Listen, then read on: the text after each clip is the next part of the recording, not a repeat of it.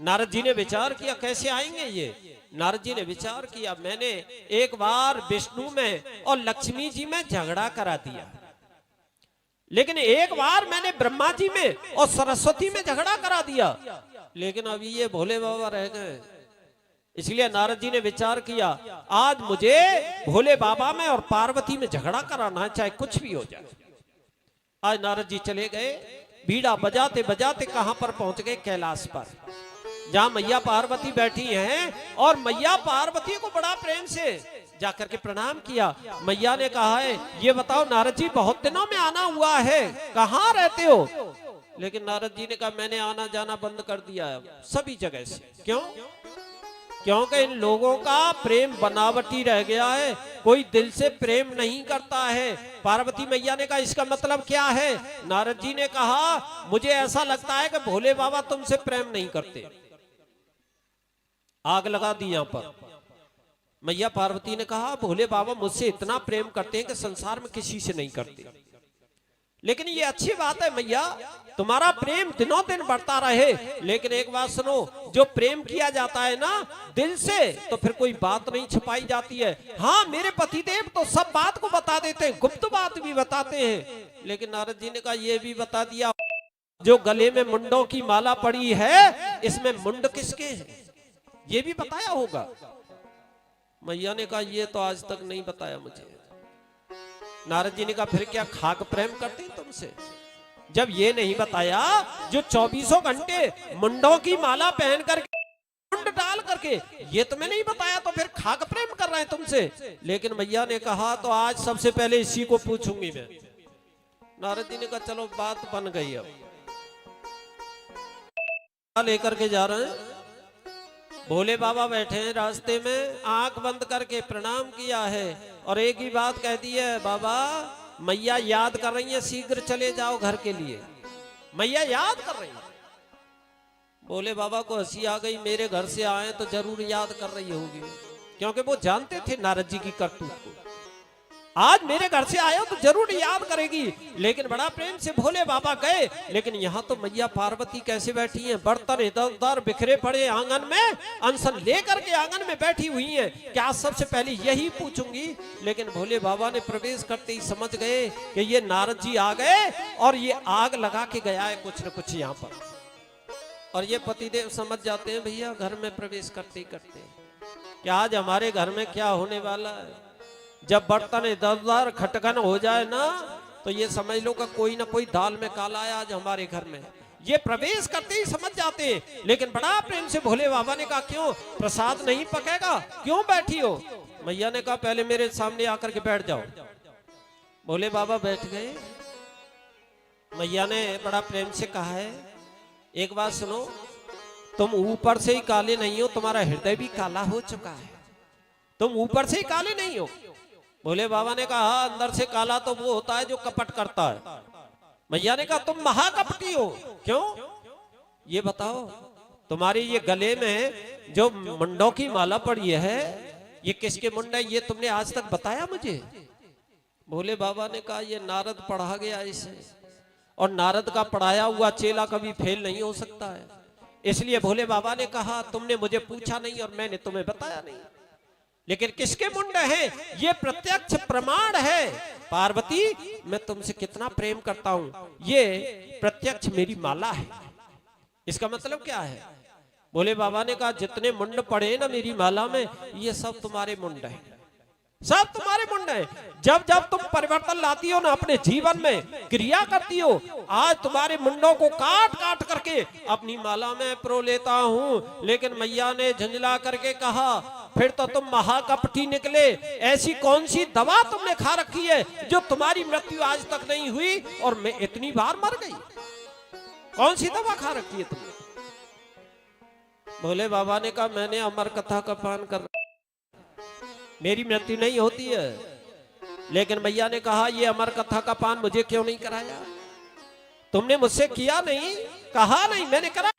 अगर ये अमर कथा पान करने की इच्छा है तो मैं तुम्हें अमर कथा का पान भी करा दूं।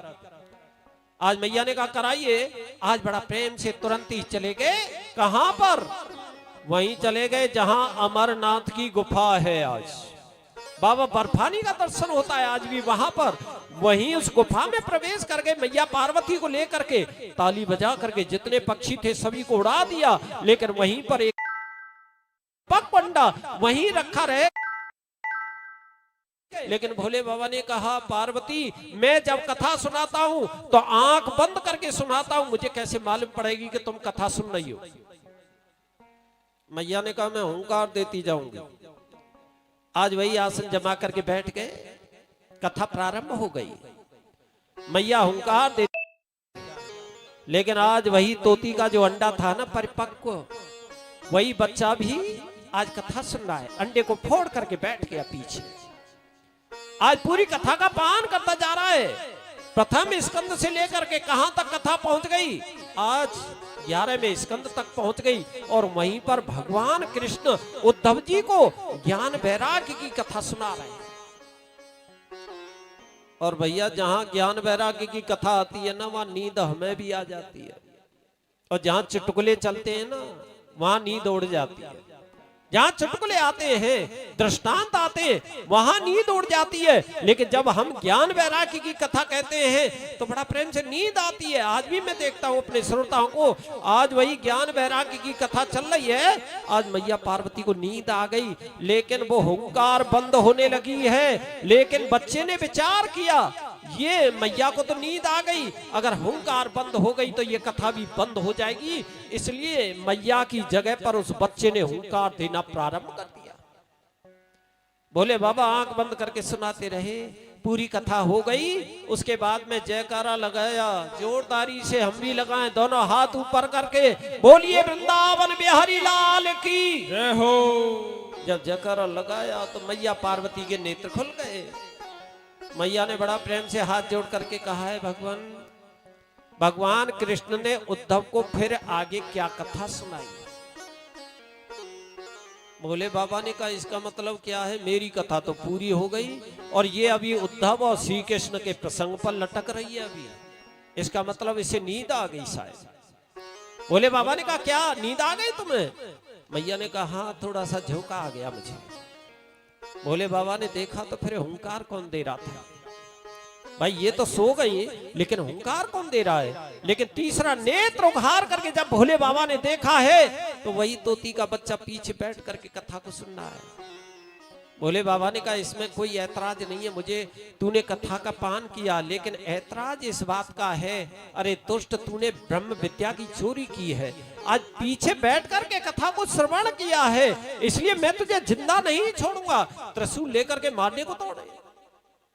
और ये हमारी कथा के नियम होते हैं भैया। कुछ पहली बात तो कभी भी हमें पीछे बैठ करके कथा नहीं सुननी चाहिए। बहुत लोगों को मैंने देखा है, कहते भी हैं, ब्यासी हमारे घर पर इतनी अच्छी आवाज आती है कि हम यहीं बैठे बैठे सुनते रहते हैं। बहुत लोग कह देते हैं, यानी हमारे पास दूर बहुत अच्छी आवाज आती है इसलिए यहीं बैठ करके सुनते हैं। ये बहुत बड़ा अपराध है, हमें ऐसा नहीं करना चाहिए। अगर हमें मालूम पड़ जाए कथा कहीं हो रही है तो आज छोड़ करके पंडाल में हमें जाना चाहिए। और कहां बैठना चाहिए? वक्ता के सामने, इधर उधर नहीं, बगल में नहीं, आज बिल्कुल सामने बैठना चाहिए, जो वक्ता से नजर मिलती रहे। आज कथा श्रवण करने के लिए जा रहे हैं, सत्संग में जा रहे हैं, तो सामने बैठ करके सुनना चाहिए। हमें पीछे बैठ करके कभी श्रवण नहीं करना चाहिए, ये बहुत बड़ा अपराध है। लेकिन दूसरी बात, कथा में बीच में हमें कभी बात नहीं करनी चाहिए। और जो बात करता है ना, हमारे शास्त्र कहते हैं वो अगले जन्म में चमगादड़ बनता है। चमगादड़ देखी होगी तुमने, उल्टी लटकी रहती है ना पेड़ पर। आज अगले जन्म में वही शरीर धारण करना पड़ता है जो कथा में आकर के बीच में बातें करता है। लेकिन तीसरा नियम हमारी कथा का है, बीच कथा में से कभी हमें उठना नहीं चाहिए। सत्संग में कथा में हम कहीं जाएं पूरा करके जाना चाहिए, बीच में से हमें नहीं जाना चाहिए। ये भी एक अपराध है, बहुत बड़ा पाप है। लेकिन आज वही भोले बाबा को क्रोध इतना आया है कि आज मैं तुझे जिंदा नहीं छोड़ूंगा, क्योंकि पीछे बैठ करके ब्रह्म विद्या की चोरी की है तुझे। आज बच्चा ने भी देखा है कि ये मुझे छोड़ेंगे नहीं, वो उड़ने लगा पीछे पीछे भोले बाबा, आगे आगे वो बच्चा, लेकिन उड़ करके कहाँ आया, कैलाश से नीचे बड़ा प्रेम से व्यास जी की एक कुटिया है जिसका नाम था सम्याप्रास, लेकिन वहीं पर बुढ़ापा आ गया। अरणी देवी कहती हैं अपने पति देव से, व्यास जी से, बुढ़ापा आ गया लेकिन पुत्र तो हुआ नहीं। आज व्यास जी ने कहा भगवान भला करेंगे, दोनों में ऐसे ही बात हो रही थी। उसी समय क्या हुआ है, आंगन में खड़ी है अरणी देवी, वही बच्चा दरवाजे में प्रवेश कर गया और जैसे ही मुख फाड़ करके जमाई लिया ना अरणी देवी ने, वो बच्चा मुखार बिंद में प्रवेश कर गया और उधर में जाकर के बैठ गया। लेकिन भोले बाबा त्रिशूल लेकर के दरवाजे पर बैठे, बेटा कभी तो निकलेगा तभी मारूंगा। लेकिन उतनी देर में व्यास जी आ गए। व्यास जी ने कहा क्यों मेरे घर का पहरा क्यों लग रहा है आज? भोले बाबा ने कहा मेरा दुश्मन है तुम्हारे घर में। क्या हो गया? उसने अमर कथा का पान कर लिया है छुपके से। लेकिन व्यास जी को हंसी आ गई। व्यास जी ने कहा वैसा करो, चुपचाप लौट जाओ कैलाश के लिए। भोले बाबा ने कहा मैं उसे जिंदा नहीं छोड़ूंगा। लेकिन व्यास भगवान ने एक ही बात कही है, अगर तुमने उसे मार दिया भोले बाबा तो तुम्हारी अमर कथा बिल्कुल झूठी हो जाएगी, असत्य हो जाएगी। इसलिए जिसने अमर कथा का पान कर लिया क्या वो मरेगा? अगर तुमने मार दिया तो ये अमर कथा बिल्कुल असत्य हो जाएगी। और भोले बाबा की समझ में आ गया और वो तुरंत लौट करके चले गए। लेकिन 12 वर्ष के बाद में आज सुखदेव स्वामी जी का जन्म हुआ है, अवतार हुआ है, लेकिन नार भी नहीं कटा है। आज व्यास भगवान पीछे जा रहे हैं, दौड़ लगा रहे हैं, अरे पुत्र तुझे माया का डर लग रहा है तो मैं तेरा विवाह नहीं करूंगा। लेकिन सुखदेव जी कहां सुनने वाले थे, जंगल में चले गए। लेकिन जंगल में जा करके आसन जमा करके बैठ गए। व्यास भगवान ने बहुत कोशिश की लेकिन सुखदेव जी को वापस नहीं ला पाए। लेकिन वापस कब आए? जब व्यास जी ने भागवत जी के श्लोक आज सुखदेव जी को श्रवण करवाया सेवकों के द्वारा। आज उन्हीं का अध्ययन करने के लिए सुखदेव जी आ गए और भागवत का अध्ययन किया है बहुत अच्छी प्रकार से। और आज सुखदेव जी कहते हैं वही अमर कथा का पान तुझे कराऊंगा जो भोले बाबा से मैंने किया था, वही पान कराऊंगा। बहुत अच्छी प्रकार से आसन जमा करके बैठे और आज कथा प्रारंभ कर दी है। बोलिए गोविंद भगवान की जय हो।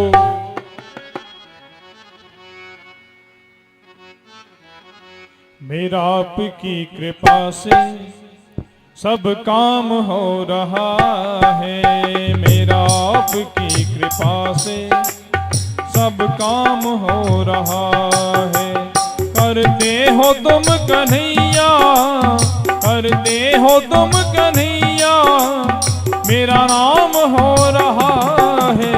मेरा आपकी कृपा से सब काम हो रहा है, मेरा आपकी कृपा से सब काम हो रहा है।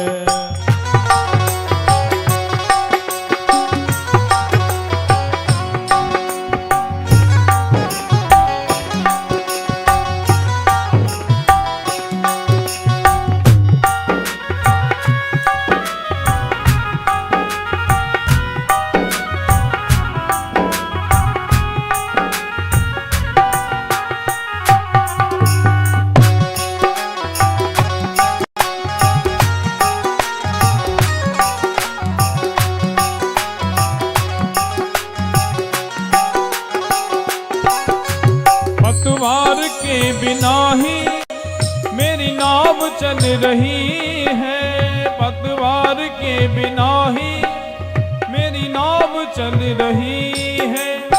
हैरान है जमाना मंजिल भी मिल रही है, हैरान है जमाना मंजिल भी मिल रही है। करता नहीं हूँ कुछ भी, करता नहीं हूँ कुछ भी, सब काम हो रहा है। मेरा आपकी कृपा से सब काम हो रहा है।